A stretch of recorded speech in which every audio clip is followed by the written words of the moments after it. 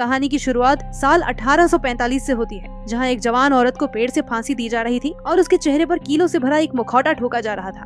गांव के लोग उसे जला रहे थे और एक गुड़िया उसके चेहरे की तरफ करके कुछ तंत्र मंत्र बोल रहे थे।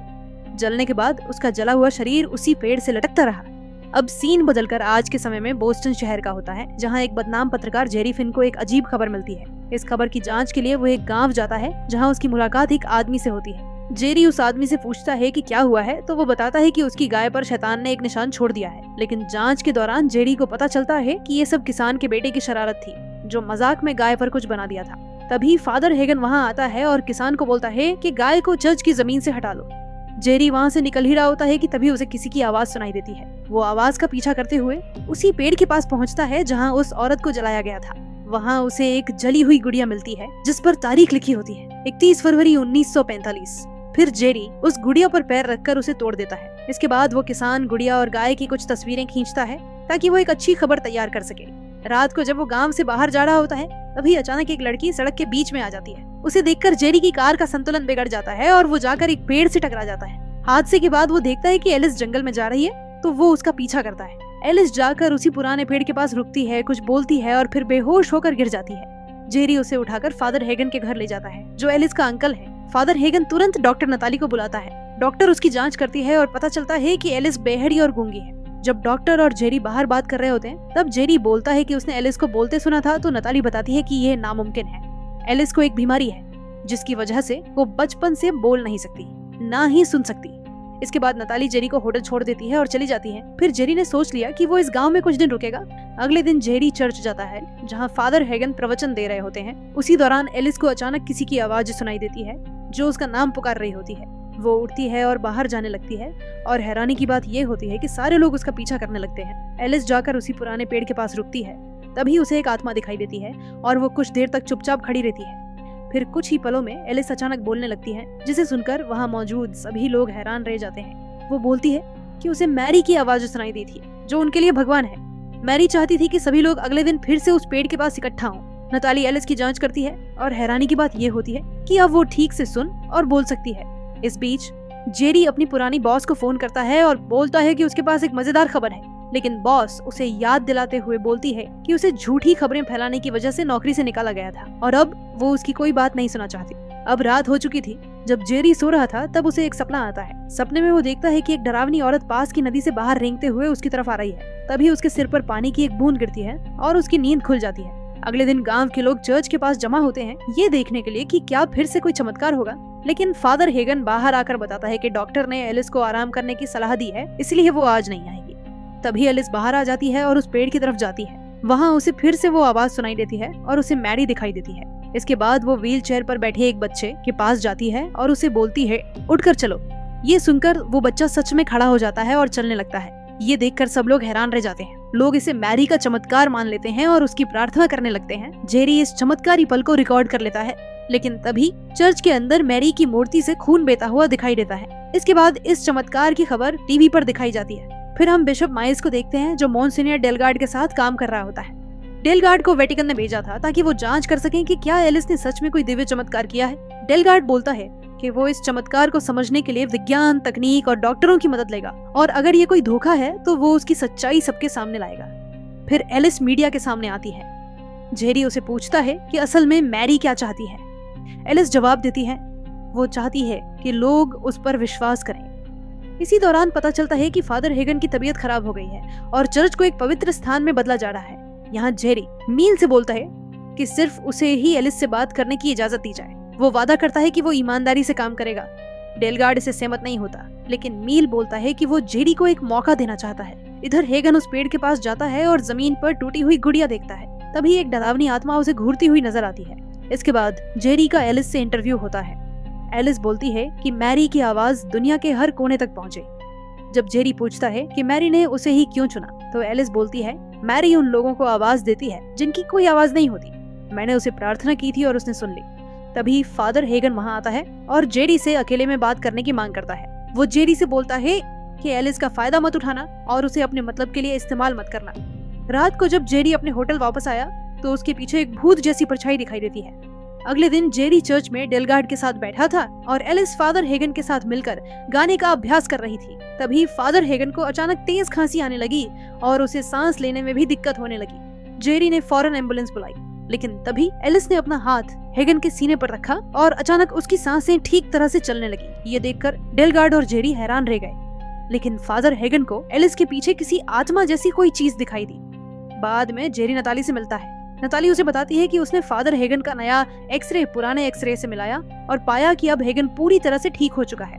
जब जेरी उस बच्चे के बारे में पूछता है तो नताली बताती है कि उसकी बीमारी का कोई इलाज नहीं था, लेकिन अब वो भी पूरी तरह से ठीक हो चुका है और आराम से चल फिर सकता है। अब लोगों को यकीन हो गया कि एलिस ने सच में चमत्कार किया है, इसलिए उस पेड़ को आधिकारिक रूप से एक पवित्र स्थल घोषित कर दिया गया और अब उस जगह पर बहुत से लोग आने लगे हैं। इसके बाद फादर हेगन चर्च के बेसमेंट में बैठकर सिगरेट पी रहा था। तभी उसे कुछ आवाजें सुनाई दी और दीवार में एक दरार नजर आई। फिर उसे वहाँ एक किताब मिली जिसमें शैतान के बारे में कुछ लिखा हुआ था। बाद में जेरी नताली से उस गुड़िया के बारे में बात करता है। नताली उसे बताती है कि ये खास तरह की गुड़िया अच्छी किस्मत लाने के लिए बनाई जाती है, लेकिन इन्हें बुरी आत्माओं को कैद करने के लिए भी जाना जाता है। इसमें 31 फरवरी की नामुमकिन तारीख लिखी जाती है ताकि उस बुरी आत्मा को हमेशा के लिए अंदर बंद रखा जा सके। इसके बाद दोनों उस नदी के पास गए जिसे जेरी ने अपने सपने में देखा था। जेरी ने बोला कि उसने ये जगह पहले देखी है। नताली ने बताया कि 1945 में ये जगह चर्च की जमीन बन गई थी। तभी पानी में बुलबुले उठने लगे और फिर से वो भूत जैसी परछाई दिखाई दी। जेरी ने नताली से बोला कि उसे फादर हेगन से मिलना है क्योंकि यहाँ कुछ ऐसा हो रहा है जो चर्च से जुड़ा है। अब सीन हेगन पर आता है। वो चर्च में कन्फेशन बॉक्स के पास किसी को देखता है। जब वो पास जाता है तो उसे मैरी की आवाज सुनाई देती है। मैरी उसे बोलती है कि उसने पाप किए हैं, जैसे झूठ बोलना, गलत सोच रखना और कई लोगों की जिंदगी बर्बाद करना। अब वो उसे लेने आई है। वो बोलती है कि उसने उसे ठीक किया था, लेकिन हेगन ने उस पर भरोसा करने की बजाय शक किया। इसके बाद मैरी अपने बारे में एक सच्चाई बताती है कि उसे जो चमत्कारी ताकतें मिली थीं, वो भगवान से नहीं बल्कि शैतान से मिली थीं।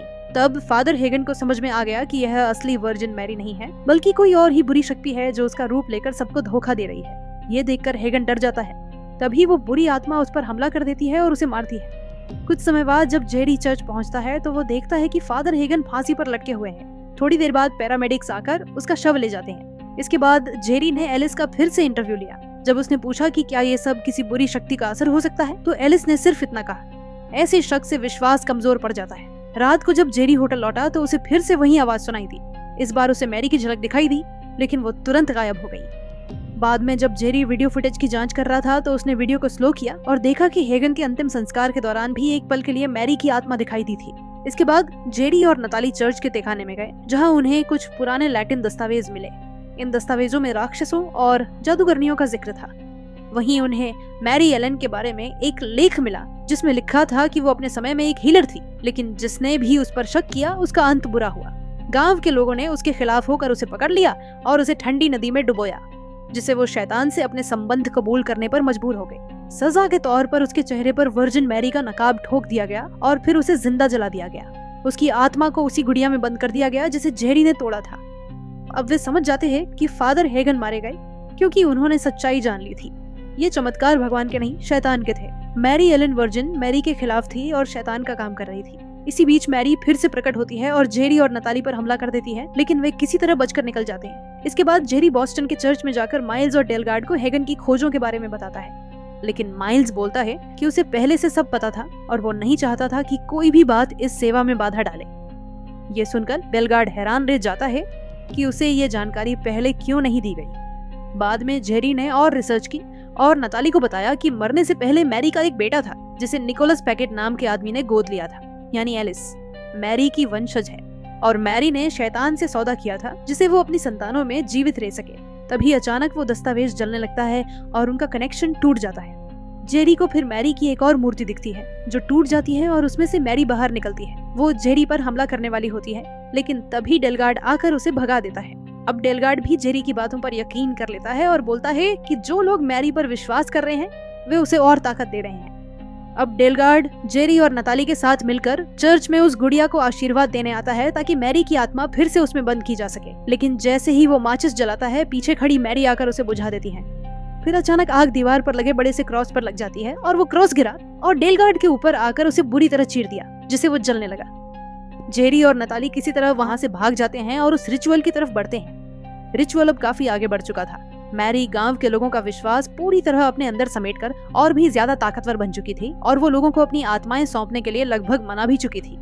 तभी जेरी और नताली वहां पहुंचे।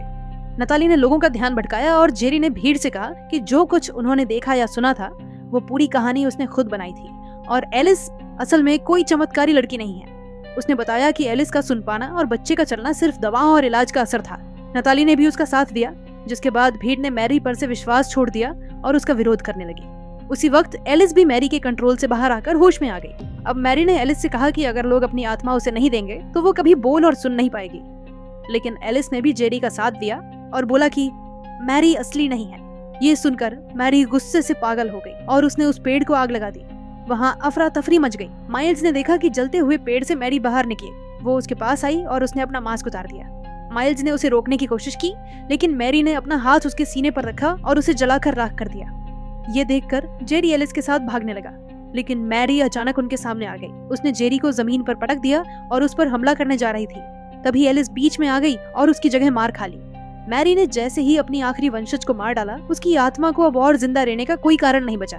वो दर्द से चिल्लाई और हवा में गायब हो गई। जेरी ने एलिस के शरीर को उठाया और रोते हुए भगवान से उसकी जान बचाने की प्रार्थना की। कुछ देर बाद एलिस की सांसें वापस लौट आईं और वो जिंदा हो गई। जेरी ने उसे गले से लगा लिया। इसके बाद जेरी और नताली एलिस को लेकर हेगन की कब्र पर गए। अब एलिस फिर से बेहड़ी और गूंगी हो गई थी। जेरी ने नताली से बोला कि उसे अब भी यकीन नहीं हो रहा कि एलिस बच गई, क्योंकि जब उसने उसे पकड़ा था तब उसकी सांसें नहीं चल रही थी और उसकी धड़कन भी बंद हो गई थी। तब नताली ने जवाब में कहा, शायद इस बार सच में कोई चमत्कार हुआ हो। इसी के साथ ये मूवी यही खत्म होती है। अगर आपको ये एक्सप्लेनेशन अच्छा लगा हो तो वीडियो को लाइक करें और कमेंट जरूर करें। ऐसी ही और मजेदार और अनोखी कहानियों के लिए चैनल को सब्सक्राइब करना न भूलें।